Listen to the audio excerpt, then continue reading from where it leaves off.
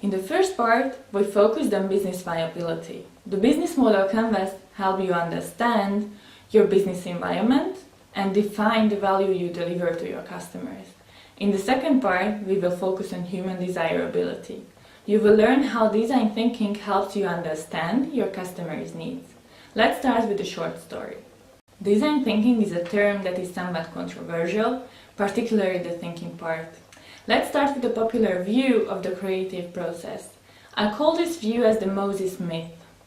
If the Moses myth, innovation is a miracle that results when a special person raises his or her hands to God and consequently the Red Sea parts. The message is that innovation takes a special gift, one that most of us just don't have. Like most myths, it just isn't true. Of course, there are creative geniuses. No one wants to deny that truly extraordinary minds like Steve Jobs exist. But genius is not the only way to produce innovation. And believing the Moses myth undermines managers' confidence in their own abilities.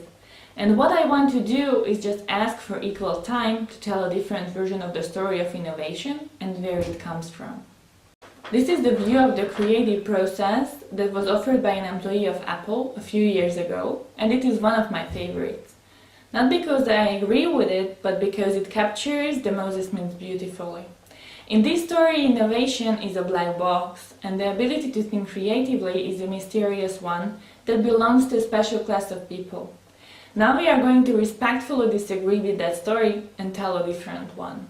Rather than waiting for Moses to show up and part the Red Sea for us, we are going to figure out how to build bridges to cross over to the other side, to that promised land of the new future, so that we can reliably manufacture our own miracles. So let's look at a different view of the creative process. Let's do a quick definition of what design thinking is first. Larry Leifer, founding director of the Center of Design Research at the Stanford University, describes design thinking as a mindset, culture, and process to create products, services, and business models based on extensive human-centered research and iterative prototyping. Putting humans in the center of your research, understand their needs, and provide solutions that solve their problems. Let's have a look at how it works. Have you heard about design thinking before? What comes to your mind if you hear design thinking? Let us help you a bit. First of all, you have to understand the need of the human beings you want to design a solution for. We all tend to believe that we already know what our users want, but do we really know what they want? Let us tell you this story. Imagine you are the owner of a carpenter's workshop. One day, I come to you as a customer and say, "Make me a chair." You are happy about the job and start building the chair. On the same day, you call me, telling me my chair is ready. I am excited, drive to your workshop, and want to pick up my brand new chair. Once I arrive, I am looking at the chair and I feel very disappointed. This is not what I meant when I asked you to build me a chair. So what happened? You built what I wanted, but I am not satisfied. Why is that so? Well, when I ask you to build me a chair, you listen to what I want. But this is what I really need? Where do I want to use the chair? Indoors? Outdoors? For what purpose do I need the chair? Relaxing or working? How about myself? Am I tall, short, heavily built? That's what we call prototyping. You can think of a business model like a story of how your enterprise will create, deliver, and capture value. And like a story, it can be one you've heard over and over before. For instance, you can start with what most people are fixated on, the value proposition. Travel for retirees. Then decide whom you can sell it to. Yep, boomers. Sketch in how you'll get it to them. Okay, a website. And how that will generate revenue. Sure, sales fees. You'll make it easy and automated.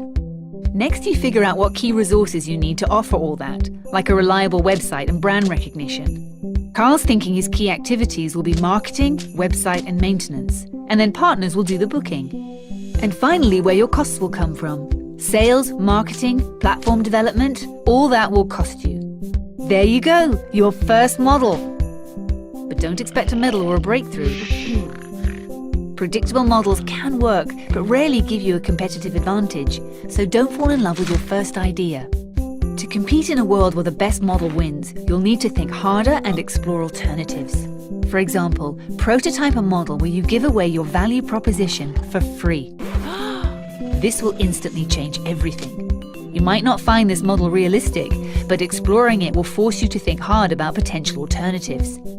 As an entrepreneur, you're thinking of your model 24/7. Now you have a tool to structure your ideas as quick prototypes to consider with your team. Who knows, you might wind up with a disruptive model that changes an entire industry, like Skype with its freemium model, or Nespresso, which became a multi-billion-dollar business by locking customers into purchasing high-margin espresso capsules.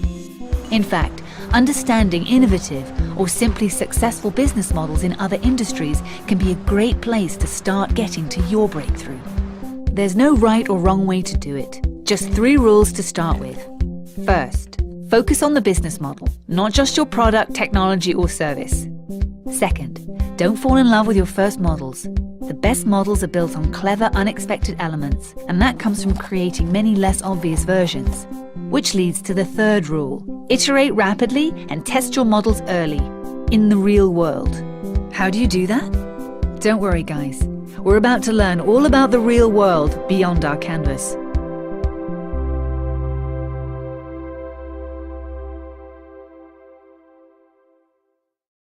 What a human wants is not always what a human needs. During need finding, you use different methods to understand your user's needs. All your results from need finding will be structured and analyzed during the synthesis. Once you have more knowledge about your user's needs, and after finding your design space, you start brainstorming ideas how to feed those needs with creative and useful solutions. The best of your ideas go into your prototypes. Uncomplicated, cheap prototypes to show your users. Prototypes are also the first tests to yourself if your ideas are feasible. Your prototype is there to test your idea, gather feedback, observe reactions, and note down every information you can get. Design thinking is an iterative way of working, so use all your information you have from testing and start over, again and again. Iterate until you get the test results you want to have.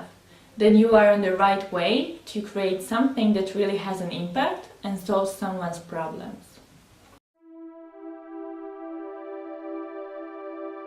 Remember the chaos your idea faced before you made the canvas?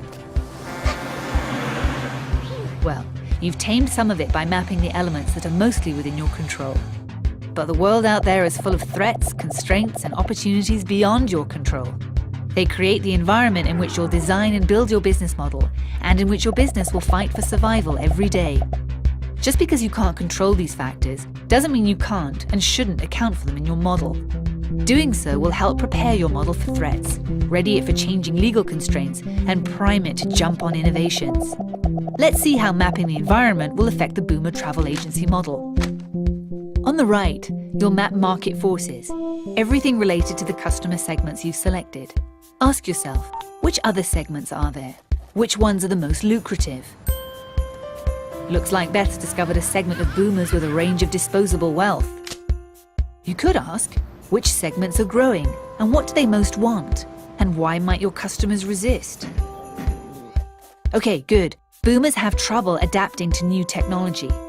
Now above your canvas, map key trends. Are new technologies about to undercut your value proposition or supercharge it? What regulations are coming up? How is society at large shifting? Right, Carl, rising medical costs could weigh heavily on your customers. Now to the left, map industry forces. Who are your main competitors? What advantages do their business models provide? Could they crush you? Your industry may already have a dominant competitor, but ask yourself, where are their weaknesses? Can you disrupt them? What might happen as suppliers and partners evolve, or don't? Better to know now that the travel field is crowded and volatile, right, Carl? Finally, below your canvas, map macroeconomic forces. How is the global economy doing? Markets may be in a state of rampant uncertainty. How available is capital? Venture capitalists may be taking few risks. How well is the infrastructure developed in the market you are doing business in? Sure, many boomers are experiencing a decline in living standards. Now you've mapped your environment, full of threats, opportunities, and constraints. What do? Use the map, of course, to make your business model more responsive. Looking at industry forces on the left side of your canvas, ask, does your model have a competitive edge today? Tomorrow? Good thinking, Beth. That dominant competitor could be a threat. Looking at key trends on the top of your canvas, ask, is your model prepared for emerging trends? Okay, if rising medical costs encourage overseas treatment, that could be an opportunity for your travel agency. On the right for market forces, is your model in line with evolving customer needs? Sure, if your customers are resistant to the internet, you're right to rethink delivery through a website. And below for macroeconomic forces, how will your model adjust to macroeconomic shifts? Yes, Beth. Unfortunately, travel is becoming a luxury that a growing number of your customers can't afford. But don't be overwhelmed by these elements. Asking and answering these questions will help make your business model better suited to its environment and that much more likely to succeed. Now you're ready to start testing your model in the real world.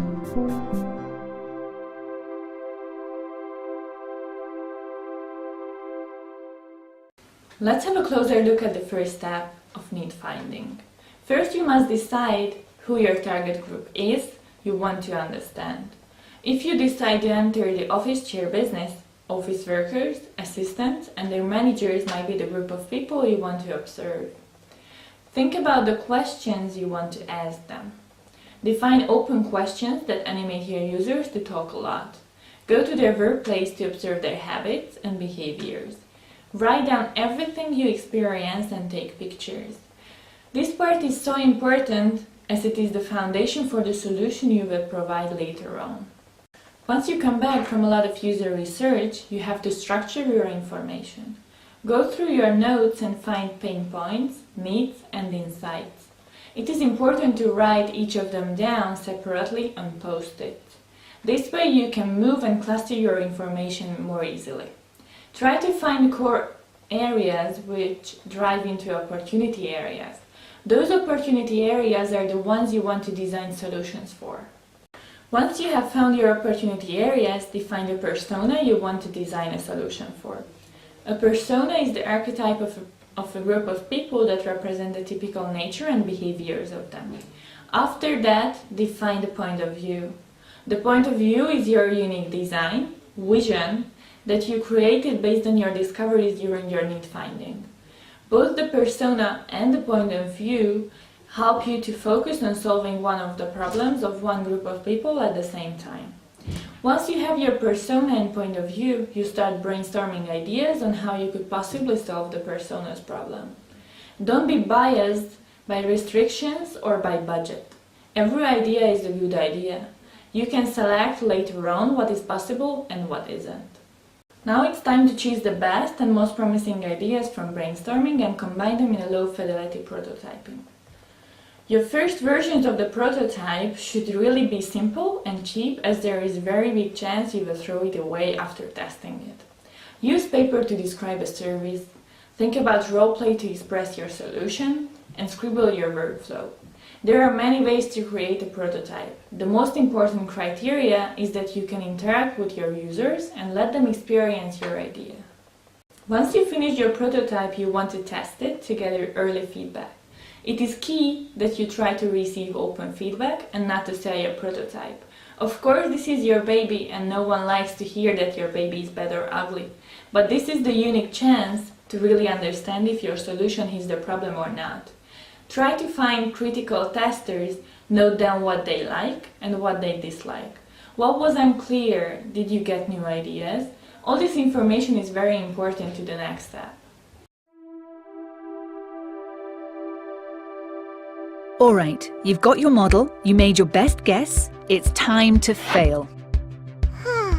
I know it's hard to hear, but even your most promising prototype is pretty certain to fail. Many of your hypotheses are bound to be wrong. Luckily, the canvas makes it easy to adapt, as long as your mistakes are cheap and you act quickly to fix them. See, the only judge of a business model is your future customer. What you've created so far are just hypotheses, guesses that need to be true for your business model to succeed. You have to test these hypotheses. Fail or succeed, learn, then adjust. This process is known as customer development and lean startup. Begin by explicitly stating the most important hypotheses underlying your business model. Okay, you believe that boomers crave custom travel experiences that are tailored to their needs, and that a great brand can overcome a dominant competitor's advantage. Great. Now get out into the world and see if you're right. You can conduct low-cost experiments to test your most important hypotheses. Talk to your distributors, potential partners, and industry experts. But most importantly, talk to your prospective customers. They're likely to have questions and concerns that never crossed your mind. The idea of overseas travel might be stressful for your customers. Money could be a concern, or there might just be a general lack of interest. Yes, learning that overseas travel is not attractive to many of your customers can feel like a major setback. But what you learn in the field can also lead you to unexpected opportunities, like the fact that retirement is cheaper overseas. And this might lead you to modify your original idea in favor of something new. As you gain confidence with your model, you should intensify testing. You'll succeed in some ways, but you'll fail in others because there will always be factors that you can't foresee from your office. If you adapt rapidly and cheaply, you can account for these factors. Solutions like quality assurance for high standards might be easier to implement through retirement village franchises. The more you test, the more you learn, the more your model matures. It's time to start thinking about business models in a revolutionary new way. The era of the fixed business plan is over. To compete today, you need an evolving business model. And if you document your evolution, you can play back your canvases like a flip book, a valuable documentation of your increasingly viable business model. Now your business model is not just a bunch of guesses. You've tested, adapted, and your business model is now likely to succeed. You're ready for the next step. It's time to pitch your model.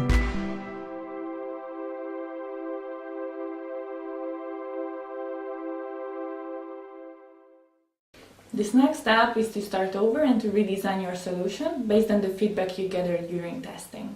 Sometimes you really have to start over from the beginning. Sometimes you are already closer to a really good solution and only have to rethink smaller parts. However, as mentioned at the beginning, design thinking is an iterative way of working, so each time you get some more feedback or insights, you iterate and improve your solution. Let's summarize what we have learned so far. Design thinking is an iterative way to understand human needs and provide them with the right solutions. As you can see on the picture, the process you follow is shown as a circle. That means you can basically start everywhere you need. If your idea for a product or a service is already there, maybe start with a prototype and test this. As long as you are open for feedback and open to change things accordingly, it will help you to make the right decisions and come up with a really useful solution after some iterations. You've done a lot of great work on your canvas, and the result is a business model that you're ready to pitch. Sharing your work with others for the first time can be intimidating. But remember, you know the model inside out, and I'll help you along the way. So go ahead, pitch it. Huh? Ooh, not like that. Showing the model all at once is cognitive murder. There's way too much info there to digest. You wrote it like a story, so tell it like a story, scene by scene. Use sticky notes to fill in the boxes one at a time as you explain them. Go on, try it. We're going to match retiring baby boomers with overseas retirement communities run by franchisees. These are the two customer segments we're targeting. Good. Now make it even more real for them. 10,000 boomers are retiring every day, like the Andersons, who can barely scrape by in Florida, but can live like kings in Brazil. Okay, now continue the story with the next logical box. For the retirees, our value proposition is affordable, high-quality retirement. We've taken the guesswork out of finding an overseas location that will be comfortable, affordable, and fun. And for our franchisees, we'll offer customer acquisition through thousands of high-quality leads. How will we monetize this? By charging retirees a modest monthly fee and collecting franchising fees. They pay us for both leads and a trusted brand. We already have 5 letters of intent from potential franchisees, valued at over $1 million. Now reinforce your case by explaining what you learned from your testing. Admitting your failures to investors and partners may seem unorthodox, but it shows your model is stronger for having been real-world tested and adapted. We also learned from extensive research and some failed pilot offerings that many of our customers aren't just dissatisfied with their retirement options at home, they won't be able to keep up with medical costs either. You're doing great. Now walk them through the rest of your model. 4 out of 5 customers we spoke to don't trust overseas options. By applying a local Emerging brand to communications technologies, they'll never feel too far away. Services like Skype and FaceTime make connecting with family as easy as pressing a button. continue to grow. And though our revenue numbers may seem ambitious, they're based on over $1 million in pre-sales to customers. By favoring human customer service over services provided through the internet, we become that much more accessible to boomers So in who may not conclusion, be tech-savvy. we've tested, failed, adjusted, and we are now convinced the market potential of this model is enormous. And while our idea is compelling, our business model is what makes us ready to compete on the largest stage. And that is the story of how Beth and Carl took a great idea and created a great business model. But their story doesn't end here. As their business begins to grow, the canvas remains a valuable tool, growing and evolving with it. With some determination, hard work, and the right business model, this could easily be your story too.